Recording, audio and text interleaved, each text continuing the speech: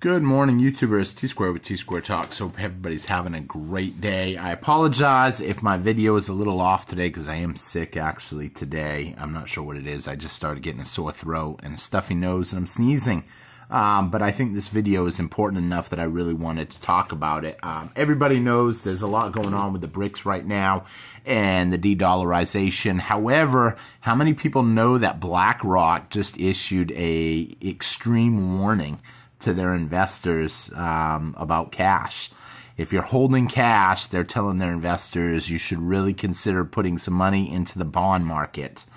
And I found that really comical because, I mean, with what's going on with the Bric'S, if they are successful, that is probably the last place that I would want to be in the bond market, where my money is tied up. But I know some people will disagree with that, just probably not many that are following this channel. I'd want to be as far away from that exposure as I could be. And I think a lot of people know that there's a lot going on around the 20th that they're saying. Personally, I'm not going to bet that someone's calling the 20th and that's going to be the day, because it's essentially in the news. It's in media. And once media mentions something, I don't think they're right half the time. I think that's fear tactics. However, now that they have said that, it made me wonder, how'd they come up with the 20th?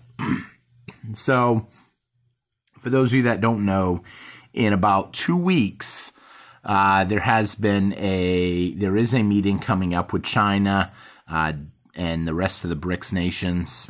This week, sometimes Janet Yellen's going to be going to China to talk with them. Really, I think the U.S. is getting a little worried. What started out to a lot of people as a joke, and the Bric'S won't amount to anything, is now a partial, real threat, I believe, to the dollar and to what's going on. Now, if you guys have been stacking for any long period of time, you're not at all worried about it. In fact, I ended up just meeting with someone today. I'm going to pull this out real quick, and while I'm talking, I'm going to open this up, because I met with someone who they had a car accident and had to sell off some silver. Not a whole lot, just enough for, like, I don't know, whatever major amount comes up that you need to when you have an accident. So I picked this up, ended up meeting someone today, got everything checked and tested. Normally I wouldn't touch even rounds with my bare hands, but since these have already been touched, it's not a big deal. Someone handled them. 2004, and he said he's been holding these. He said he's bought these a long time ago, and so he did really well with these. I actually tested them because I found it weird. I've never seen it say copy on the bottom. Copy CEO 491. So, but I picked up 20 of the rounds at a great price, and then this is something I've never seen either. So I'm going to show you guys this. This is really cool. And then we're going to get back to talking about what's going on and really why I bought this. So this is a pretty different type of holder. I've never actually seen this type of holder, so I'm kind of cool. I think it's kind of cool. Nothing super special here. These are older ones, but they're kind of cool because they do have different designs. He said, like I said again, he bought these a while back and really liked them and just kept them and kept stacking. He said he's got more, but he don't want to sell what he don't have to. And that brings us to the point when we've talked about this on the channel. I know I am bad about it, keeping extra cash on hand just in case for an emergency. You guys know I don't do that personally, because I know enough people where if I needed to take this to someone right this minute, I could sell this in a minute for $600. That's 21 ounce bars, different variety. That would be 30. Oh, that's cool the way it hits that camera. I don't know if you guys see it the same as I do, but the way it just kind of runs across that little light right there. I would have no trouble at all selling this within hours for $30 an ounce. Especially, you know, I know a lot of people. However, the case and point on that topic is, you know, have some extra cash to set aside for emergencies. However, me personally, I don't do that. I preach it, but I don't practice it. And I know some people will disagree with that. They're like, why would you not do that? You know, what happens if you have to sell it? No, having a group of people that know about what you do, about gold and silver, gives you essentially a risk and an asset, I guess you can say. How is it a risk? You tell too many people, and when stuff really breaks down, you might be a target. How is it an asset? Because if you just need to sell a little bit just to make ends meet, you'll have no trouble getting your money back, your premiums back, and everything. For people that don't want to do that, then it's probably wise to have some cash on hand. So I still pick up stuff where I can. That happened to be a good deal. It's only 40 ounces. But I was like, you know what? I'll take 40 ounces where I can get it. So, moving back on to topic, though. So, what's going on with the Bric'S? You know, the Bric'S has their big meeting. I think it's going to be interesting. I found it really interesting that BlackRock gave that extreme warning. Why would you tell people to buy bonds unless you're being told to tell people that? Because here's the thing. When all these countries decide in a drop of a hat to get rid of their bonds, what do you think is going to happen to the bonds?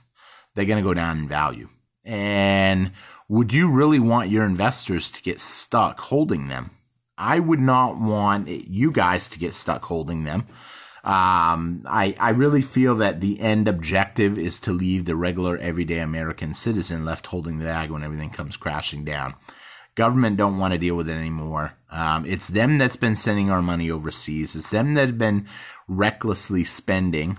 It's them that make these deals, and then they want us to pick up the tab on it. And so I'm not gonna, I can tell you that. If the bond market tanks and the dollar tanks, it will be a bummer. Obviously, I mean, you know, everything in the U.S. works around dollars. However, I don't think it will be long before something new comes out. And in the time being, gold and silver, the people that have taken the time to prepare will see their assets go up in value. And if it's not gold and silver, it'll be your car. It'll be all your little toys. Anything you've bought will cost a lot more.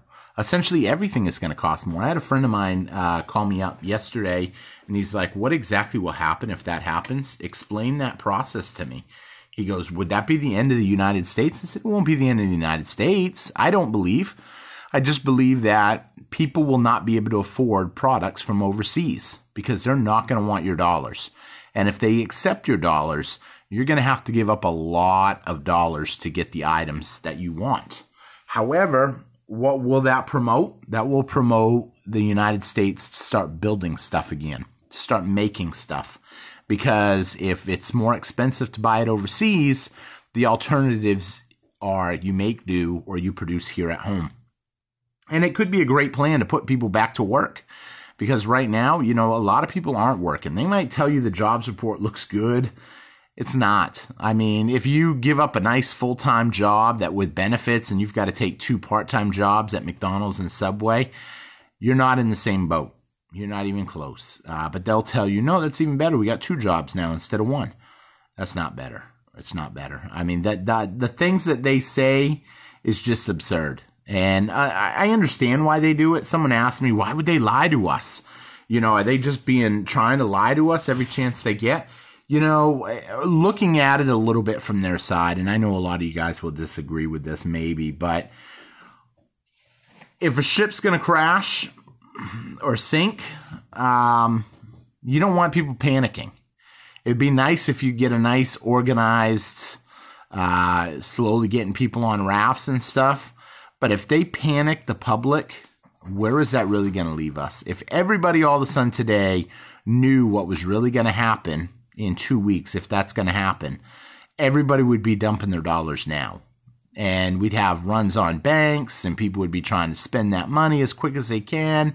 And all of a sudden, no one will want to be stuck with the paper. And quite frankly, silver and gold would skyrocket, and you would not be able to get a good deal on it. I love these opportunities. I'm already calculating out, okay, so let's say hypothetically the 20th is the day, because Russia came out and made a statement that Ukraine will fall in about 2 weeks. And I'm like, well, how would that be possible? The only way Ukraine's going to fall is if the United States is not there to back it financially. And then I was like, oh boy, think about that. And then on top of that, with everything going on now, this is not to panic you, because none of this may pan out the way they want it to. It's still a lot of speculation right now. It is interesting, the timing, the dates that everybody's choosing to use. I know I'm taking advantage of my opportunities when I see them. I buy regularly, just like I did. I was supposed to buy on the 16th, but I ended up picking up today a little bit just because I had that opportunity. And it helped out somebody. You know, somebody that was in a little need and didn't want to get burned. He took them to the pawn shop, I guess. Pawn shop ain't going to pay you nothing. I mean, we've talked about that. He could have gone to a refinery and sold them to them, but he's like, hey, you know, you interested? I'd rather give him a good home.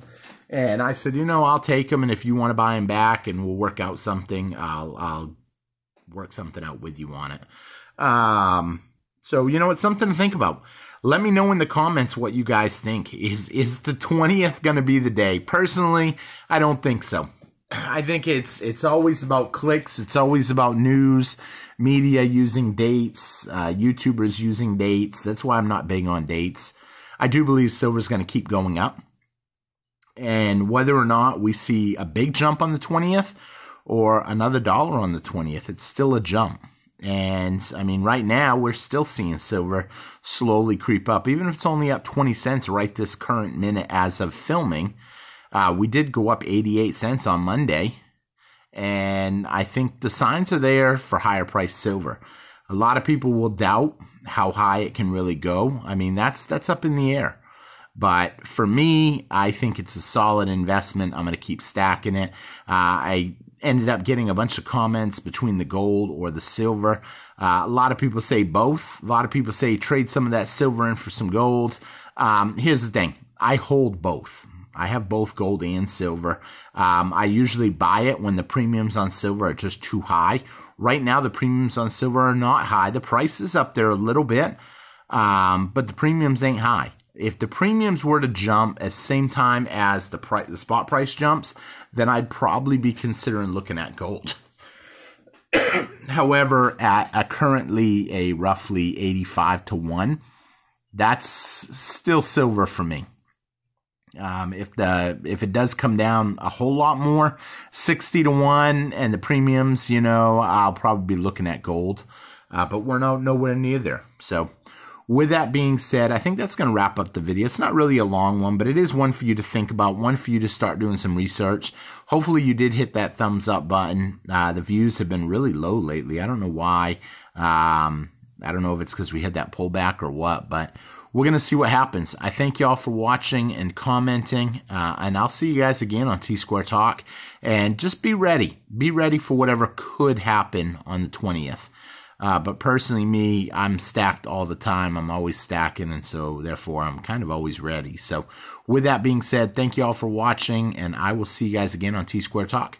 You have a great one, and take care, my friends. Bye-bye.